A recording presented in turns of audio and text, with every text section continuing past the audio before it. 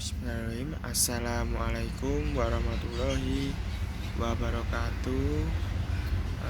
Alhamdulillah nahmaduhu wa nasta'inuhu wa nastaghfiruhu wa na'udzubillahi min syururi anfusina wa min sayyiati a'malina. May yahdihillahu fala mudhillalah wa may yudhlil fala hadiyalah. Asyhadu an la ilaha illallah wa la syarikalah wa asyhadu anna Muhammadan abduhu wa rasuluh. Amma ba'du. Pertama-tama marilah kita panjatkan puji syukur kehadirat Allah Subhanahu wa taala, berlimpah rahmat hidayah serta inayahnya sehingga kita dapat belajar dengan sehat walafiat. Tak lupa selawat dan salam teratukan kepada junjungan kita Nabi Muhammad SAW akan kita tunggu syafaatnya di yaumul akhir. Baik, di kesempatan kali ini saya Riko Rahmadian Pratama dengan NIM 212111364 akan dari kelas 4C akan mempresentasikan hasil kerja dengan tema etika produksi, konsumsi, dan distribusi dalam Islam. Pengertian produksi yang pertama, etika produksi dalam Islam.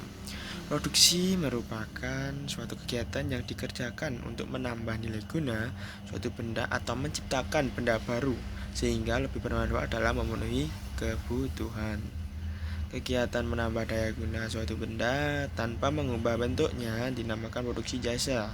Sedangkan kegiatan menambah daya guna suatu benda dengan mengubah sifat dan bentuknya dinamakan produksi barang. Hasil hukumnya ini Quran surat Al-Mulk ayat 25. Auzubillahi minasyaitonir rajim. Bismillahirrahmanirrahim. Walladzi ja'ala lakumul arda dalulan famshu fi manakibiha wa kulu min rizqi wa ilaihin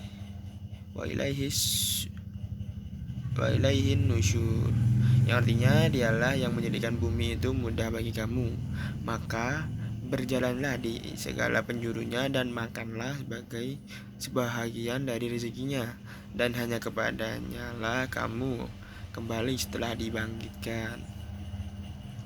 Tujuan produksi yang pertama yaitu memenuhi kebutuhan pribadi secara wajar. Ya, sudah pantasnya kita ketika berproduksi itu untuk memenuhi kebutuhan pribadi dan kebutuhan orang lain. Yang kedua, memenuhi kebutuhan masyarakat. Kita melakukan produksi, kita menjual barang untuk dikonsumsi oleh masyarakat untuk keperluan masa depan. Yang keempat, keperluan generasi yang akan datang. Jadi produksi ini bukan hanya untuk generasi sekarang atau generasi yang dulu, tapi untuk generasi yang belum belum lahir lah. Yang terakhir itu keperluan sosial dan infak di jalan Allah. Kemudian itu etika produksi. Berproduksi itu dalam lingkungan yang halal. Kita yang memproduksi barang, itu produksi barang yang halal. Kita istilahnya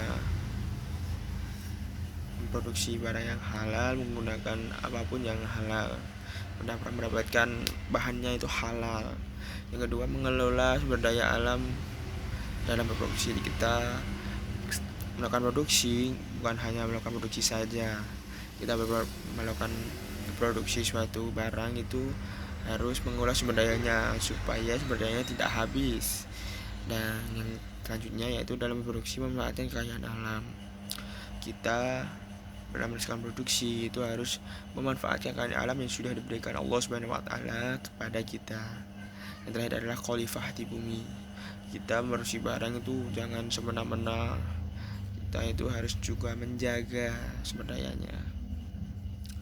Yang kemudian yaitu etika distribusi dalam Islam. Pengertian distribusi.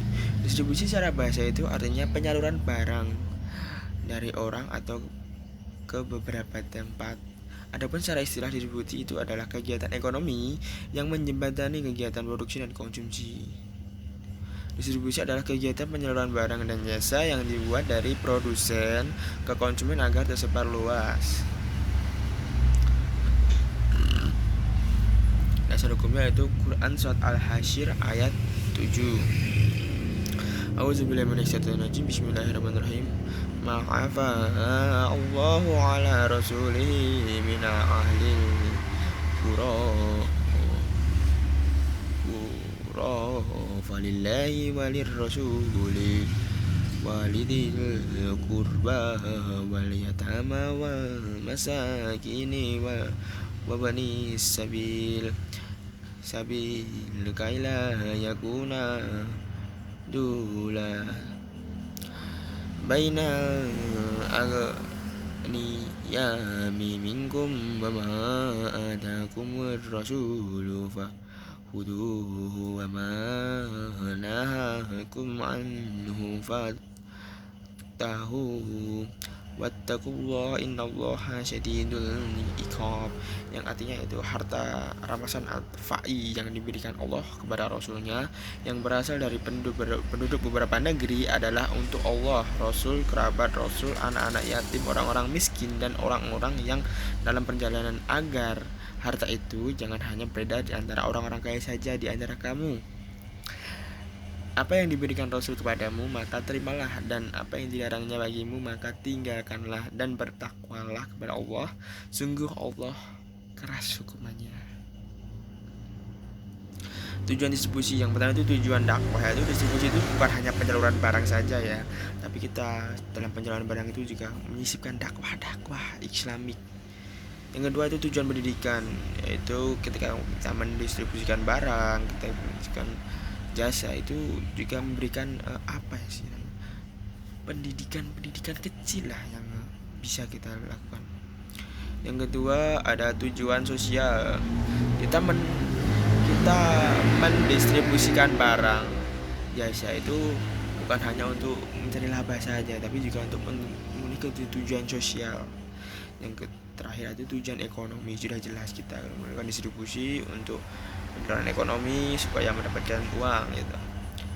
Yang ketiga, etika distribusi, selalu menghiasi amal dengan niat ibadah dan ikhlas. Ketika kita melakukan distribusi, kita tuh niatnya itu ibadah, supaya kita bekerja itu niatnya itu ibadah supaya adalah kita itu terbayarkan, dan ikhlas ketika kita berdistribusi bekerja, itu kita harus ikhlas. Yang kedua, transparan dan kondisi barangnya halal serta tidak membahayakan. Yang dimaksud transparan di sini, kita ketika mendistribusikan barang kita harus tahu jelas apa sih barang yang didistribusikan ke kita gitu kan. Harus jelas apa sih barangnya, berapa harganya, supaya distribusian itu menimbulkan manfaat. Yang kedua, barangnya itu jelas halal ya. Yang ketiga itu adil dan tidak mengerjakan hal yang dilarang dalam Islam. Kita mendistribusikan barang itu harus adil, tidak membeda-bedakan orang, apakah dia orang kaya atau orang miskin. Yang terakhir itu tolong menolong, toleransi, dan sedekah. Yang ketiga yaitu etika konsumsi dalam Islam. Pengertian konsumsi adalah suatu aktivitas memakai atau menggunakan suatu produk, barang, atau jasa yang dihasilkan oleh para produsen atau konsumen. Konsumsi juga berarti segala tindakan menghabiskan atau mengurangi nilai guna barang dan jasa. Dalam KBBI, memaknai konsumsi adalah pemakaian barang produksi, bahan makanan, pakaian, dan sebagainya. Barang-barang yang langsung dimenuhi kebutuhan hidup manusia. Dalam Kamus Lengkap Bahasa Indonesia, konsumsi adalah pemakaian barang produk, bahan makanan, pakaian, dan sebagainya, barang-barang yang langsung memenuhi kebutuhan hidup manusia. Dasar hukumnya yaitu Quran Surat Al-A'raf ya, ayat 31 yang berbunyi Bismillahirrahmanirrahim. Ya bani Adam khudhu zinatakum inda kulli masjidin wa kulu washrabu wa la yusrifu innahu la yuhibbul musyrikin. Yang artinya, hai anak Adam, pakailah pakaianmu yang indah di setiap memasuki masjid, makan dan minumlah, dan janganlah berlebih-lebihan. Sesungguhnya Allah tidak menyukai orang-orang yang berlebih-lebihan. Yang itu tujuan konsumsi untuk mewujudkan masalah duniawi jelas, untuk mengharap ridha Allah Subhanahu wa taala. Ketiga, mewujudkan kerjasama antar anggota masyarakat dan tersedianya jaminan sosial. Yang keempat, untuk menumbuhkan rasa tanggung jawab individu terhadap kemampuan diri, keluarga, dan masyarakat sebagai bagian aktivitas dan dinamisasi ekonomi. Yang selanjutnya yaitu etika konsumsi. Memperhatikan prioritas dan kebutuhan ketika kita mengkonsumsi barang, mengkonsumsi makanan, mengkonsumsi barang, jasa, kita harus memprioritas apa ya istilahnya, memperhatikan prioritas. Jangan barang-barang yang tidak berguna kita beli, itu kan buat apa gitu kan. Yang kedua, yang mengonsumsi produk yang halal. Jelas kita orang Islam harus mengonsumsi barang produk yang halal, mulai dari produksinya, distribusinya harus jelas. Yang ketiga, memperhatikan kualitas konsumsi, jangan mengkonsumsi sembarangan. Yang keempat, mengutamakan maslahah. Yang terakhir adalah sederhana dalam konsumsi. Terima kasih, itu sekian presentasi dari kami. Jika ada salah kata kami mohon maaf ya. Terima kasih. Wassalamualaikum warahmatullahi wabarakatuh.